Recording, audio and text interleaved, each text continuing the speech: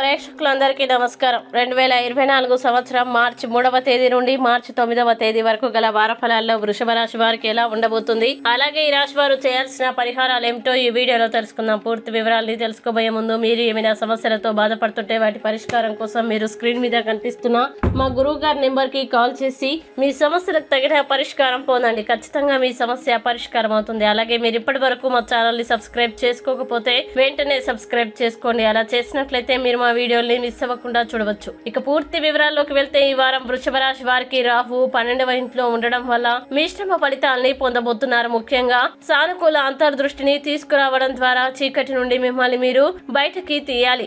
ఎందుకంటే ఈ ప్రతికూలత మీ పురోగతికి ఆటంకం కలిగిస్తుందని మీరు అర్థం చేసుకోవాలి. కాబట్టి దాని నుండి తప్పుకోవడం ద్వారా ఏదైనా మంచి చేయాల్సిన సమయం వచ్చింది. అలాగే బృహస్పతి 12వ ఇంట్లో ఉండడం వల్ల ఈ వారం మీరు చాలా అవసరమైన వస్తువుల్ని కొనుగోలు చేయడం ద్వారా చాలా దుబారా ఖర్చు చేయవచ్చు. అటువంటి పరిస్థితుల్లో ఏదైనా కొత్త దాన్ని కొనుగోలు చేయడానికి ముందు మీరు ఇప్పటికే కలిగి ఉన్న వాటిని ఉపయోగించుకోవాల్సి ఉంటుంది. కొత్తగా అప్పుల్ని చేయకూడదు. ఇంకా మీరు ఈ వారం మీ స్నేహితుల మద్దతు పొందుతారు, కానీ కుటుంబ సభ్యులతో చిన్న విషయంలో అభిప్రాయ భేదాలు ఇంటి శాంతికి భంగం కలిగిస్తాయి. దీని కారణంగా వారి పట్ల మీ మనసులో అననుకూల భావాలు తలెత్తుతాయి. అలాగే రాహువు 11వ ఇంట్లో ఉండడం వల్ల ఈ వారంలో మీ కష్టానికి తగిన ప్రతిఫలం లభించనందున మీ ఆదాయంలో ఇంక్రిమెంట్లు పొందే బలమైన అవకాశాలు ఉన్నాయి. అయితే మీరు ఏ పనిని అసంపూర్తిగా ఉంచవద్దని సూచించారు, లేకపోతే మీరు సమస్యల్ని ఎదుర్కోవచ్చు. అలాగే ఈ వారం విద్యార్థులందరూ తమ ఏకాగ్రతని పెంచుకోవాలి. ధ్యానం మరియు యోగాని ఆశ్రయించాలని మరియు పరిస్థితి విరుద్ధంగా ఉంటే తొందరపడి స్పందించకుండా ప్రశాంతంగా ఉండడానికి ప్రయత్నించాలి. ఇక వృషభ రాశి వారు ఈ వారం చేయాల్సిన పరిహారాన్ని గనక చూసినట్లయితే ఈ రాశి వారు గురువారం నాడు